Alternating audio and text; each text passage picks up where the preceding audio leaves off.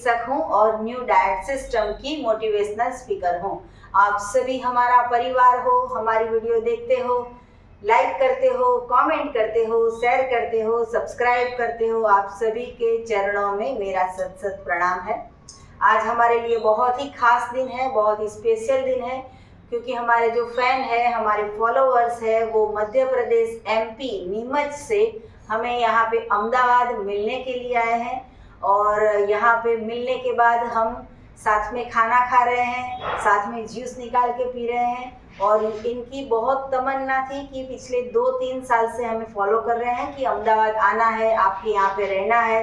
तो आज इनकी मम्मी मीनाक्षी जी, इनकी भाभी निकिता जी और ये गुनगुन मतलब कि तेजस्वी अहमदाबाद स्पेशल हमें मिलने के लिए आए हैं। तो आप सभी का बहुत बहुत स्वागत है हमारे यहाँ पे। आप यहाँ पे आए, हमें बहुत ही अच्छा लगा। और बात रही ये तेजस्वी की, तेजस्वी जो है वो 3-4 साल से न्यू डाइट सिस्टम को फॉलो कर रही है। अभी हमारी वीडियो जो है वो इतनी सारी इन्होंने देखी है, इतनी सारी सुनी है, इतना सारा इन्होंने ये देखा है कि हम क्या कर रहे हैं, क्या खा रहे हैं, कैसे बोल रहे हैं। तो ये पूरी की पूरी वीडियो भी जो है इन्होंने याद कर ली है। तो आज इनका भी थोड़ा सा लेक्चर हम ले रहे हैं। तो गुनगुन, आप बताओ कि यदि कोई नया इंसान है कि जिसको बिल्कुल पता नहीं है कि ये सिस्टम क्या है, कैसे हेल्दी रहना है, तो आप उसको क्या समझाओगे कि सुबह में क्या करना है, दोपहर को क्या करना है, शाम को क्या करना है। तो वो पूरी सिस्टम जो है वो आप क्या समझे हो, वो आज हमें समझाइए, बताइए। वैसे तो ऐसे ये थोड़ा ऊंचा आवाज लेना। ये सिस्टम बहुत भगवान के ज़माने से चली आ रही है। भगवान भी हमें यही सिखाते हैं कि हमें नेचर को फॉलो करना चाहिए, प्रकृति को फॉलो करना चाहिए। इसलिए मैं कहती हूँ कि ज़्यादा से ज़्यादा रो फूड खाना चाहिए और फ्रूट्स खाना चाहिए, only god made, no man made. क्योंकि भगवान का जो बनाया हुआ है उससे हम कभी बीमार नहीं पड़ेंगे। और आजकल ऐसा कोई नहीं चाहेगा कि हम बीमार पड़े।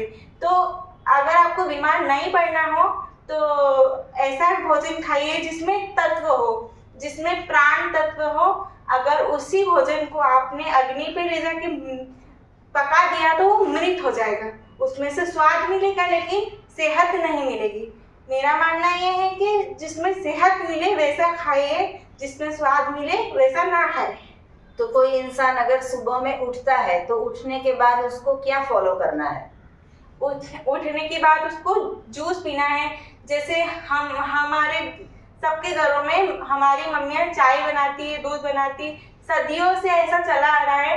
लेकिन मेरी मानो तो आप ये चेंज कर दो कि चाय नहीं बनेगी, दूध नहीं बनेगी, मिल्क प्रोडक्ट नहीं आएगी, ओनली जूस बनेगा।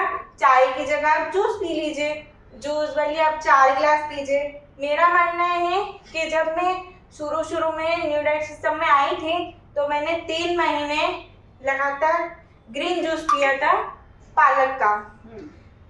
तो वैसा ही ग्रीन जूस से हमें स्टार्ट करना चाहिए, फास्टिंग करना चाहिए, क्योंकि फास्टिंग से हमारे शरीर के सभी रोग नष्ट होते हैं।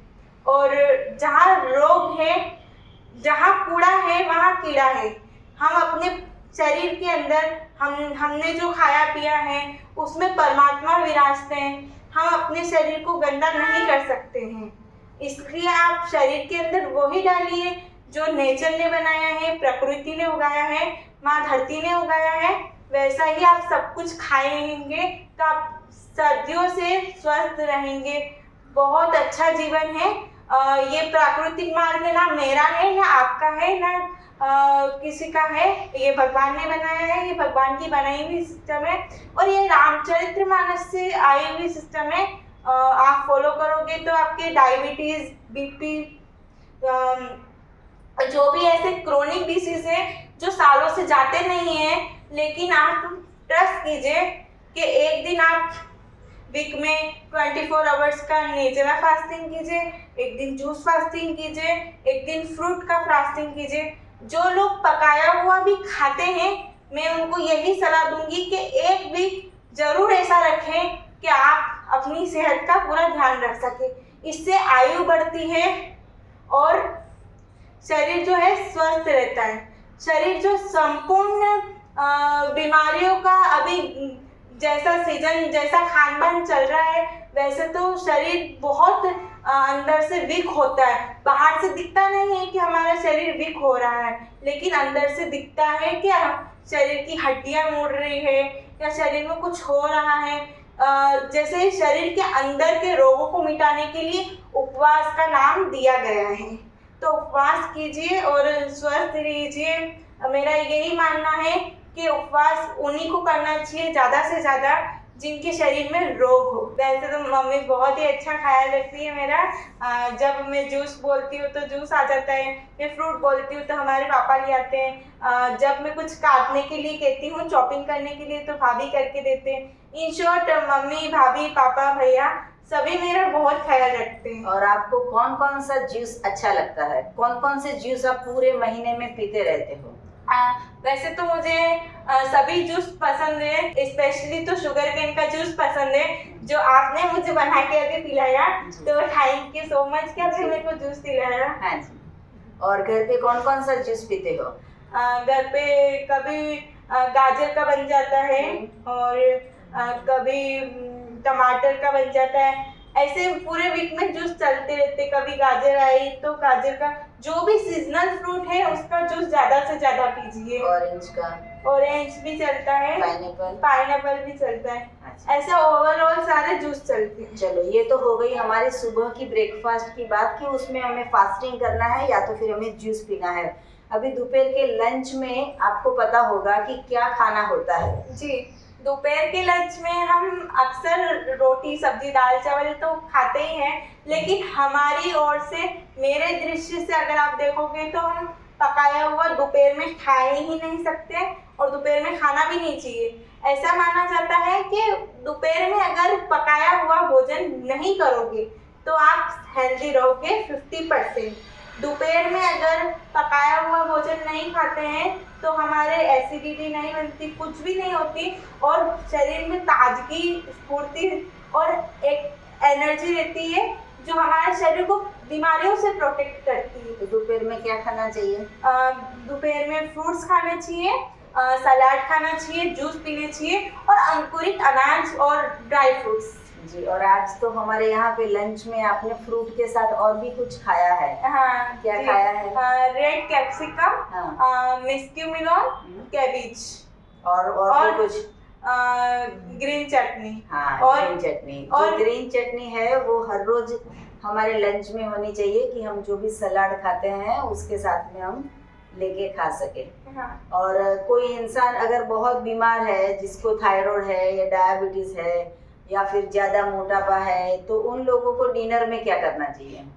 डिनर में वैसे तो आप चारों टाइम लंच, डिनर और ब्रेकफास्ट, स्नैक्स, चारों टाइम आप रो ही फॉलो कीजिए। अगर आपको कोई बीमारी हो तो आप पूरा ही 100% रो फॉलो कीजिए, उससे बीमारी दूर हो जाएगी। एनीमा के बारे में क्या बताओगे? एनीमा कैसा करना चाहिए, नहीं करना चाहिए? एनीमा मैं डेली करती हूँ। एनीमा के बगैर मेरी सुबह नहीं होती है। ओके। और दूध की प्रोडक्ट क्यों नहीं लेनी चाहिए? चाय क्यों नहीं पीना चाहिए? जी, चाय में एसिड होता है तो चाय नहीं पीना चाहिए। चाय एसिडिक करती है शरीर को। पूरा जो बॉडी का नहीं पीना चाहिए घर में? दूध नहीं, दूध से बनी हुई कोई चीज नहीं, चाय ना बटर में। दूध क्यों नहीं लाना है? दूध ऐसा माना जाता है कि हमारी दादी, हमारी नानी सब हमें भर भर के दूध पिलाते थे पहले, लेकिन अब मैंने भी दूध छोड़ दिया है। मैं ना पनीर खाती हूँ ना कुछ खाती हूँ। मैंने दूध की सारी आइटम बंद कर दी और मैं आपको यही सलाह दूंगी कि आपके घर में अगर दूध आना बंद हो जाएगा तो 50% वही खत्म, रोग हो जाएंगे। अगर किसी के घर में दूध आता है तो उसके घर में रोग सबसे पहले आता है, क्योंकि वो दूध ही होता है जिसमें से चाय बनती है, जिसमें से छाछ बनती है, जिसमें से दही बनता है और जिसमें से शरीर नष्ट होता है। जी, तो हमारा पूछना ये था कि दूध इसीलिए नहीं पीना है क्योंकि वो एनिमल के शरीर में से, गाय के शरीर में से आया है, इसलिए हमें नहीं पीना चाहिए। हाँ। हमारा दूध वही होता है जो माँ के शरीर में से आएगा, वो ही आपको पीना है। इसके अलावा और कोई भी दूध नहीं पीना होता है। हाँ। तो मीनाक्षी जी, आप जो यहाँ पे आए हो, हमें बहुत ही अच्छा लगा। इतने पूरे साल भर आपका दिमाग खाया होगा, कितनी सारी उसने शरारतें की होगी कि अहमदाबाद ले चलो। तो आपको कैसा लगा अहमदाबाद आके? नहीं, बहुत अच्छा लगा, इसकी ख्वाहिश पूरी हो गई जी आपसे मिलना था, इसको ये मिलने भी आ गई आपसे। जी तमन्ना बहुत दिन से बोल रही थी मेरे को चलना है मम्मी, वो यहाँ आए तो अब मेरे को जाना है। जी। और ये वीडियो में इतना सारा जो इसने कहा, तो आपको क्या लगता है कि इतने ज्ञानी बाबा आपके घर पे है? सही बात है। सही तो बात है। कितना सारा ज्ञान का भंडार है इसके सबको अंदर। देती है, सबको हाँ, ज्ञान देती है, जी। सबको बोलती है ऐसा नहीं ऐसा करो, ऐसा नहीं ऐसा खाओ। जी मेरे को भी बोलती है बहुत सी बार, मम्मी आप ये छोड़ दो, मम्मी आप ये छोड़ दो, आपकी डायबिटीज है तो ये गोली दवाई भी बंद हो जाएगी। मैं आपको कहती हूँ कि अगर हम रोग मुक्ति का शरीर, अगर हमें हमारी गुरु माँ ने हमें किताब दी थी कि रोग मुक्ति का मार्ग, तो वो किताब भी मैंने पढ़ी, मुझे बहुत अच्छी लगी। उसमें बहुत सारी रेसिपी, आपको जो भी खाना हो कच्चा ही बना के, क्योंकि कच्चा ही पक्का, कच्चा ही सच्चा। तो ये हमारे NDS का न्यू डाइट सिस्टम का रूल है कि जितना खाना हो आपको पेट भर के कच्चा खाइए। और अगर आप स्वस्थ है और अगर आपको कोई बीमारी नहीं है, फिर भी आप स्वस्थ रहना चाहते हो, तो एक टाइम डिनर में पकाया हुआ भोजन लीजिए, लेकिन लंच स्किप कीजिए। जहाँ लंच स्किप होगा वहाँ बीमारी शरीर से स्किप हो जाएगी। जी। आज जो है वो गुनगुन मुझे माँ कहती है, और साथ में ये मम्मी भी जिसने जन्म दिया है वो भी यहाँ पे बैठे हैं। तो कुछ 2 लिटी उनको सॉन्ग गाने का, गीत गुनगुने का मन हुआ है, तो वो भी हम उनकी इच्छा पूरी कर लेते हैं। तो गाइए, क्या गाना है आपको? तो कितनी अच्छी है, तो कितनी प्यारी है, ओ माँ, ये जो दुनिया है ये बने हैं कांटों का, तो फुलवारी है, ओ माँ, अपना नहीं तुझे सुख दुख कोई, अपना नहीं तुझे सुख दुख कोई, मेरे लिए जागी है तू सारी रतिया, मेरी निंदिया पे अपनी निंदिया भी तूने वारी है, क्यों माँ, ओ माँ। तो आप यहाँ पे इतने दूर से MP से, नीमच से हमें मिलने के लिए आए स्पेशली, हमें बहुत ही अच्छा लगा। थैंक यू, आभार। और जितने भी साधक हमारी वीडियो देख रहे हैं उन सभी के लिए मेरा फ़ोन नंबर है 9824317955। सुबह को 10 बजे और 12 बजे के बीच में आप मुझे कॉल कर सकते हो। अहमदाबाद के नारायणपुरा में मेरा NDS हेल्थ सेंटर है, जहाँ निःशुल्क में आके आप हमसे मिल सकते हो। अगर आपको मिलना है तो यही नंबर पे WhatsApp पे मैसेज करके अपॉइंटमेंट लेके आप हमसे मिल सकते हो। तो गुनगुन, अभी आपकी इच्छा पूरी हो गई, ख्वाहिश पूरी हो गई अहमदाबाद आके? अच्छा लगा? हाँ। ओके, चलो, thank you so much. Okay, bye.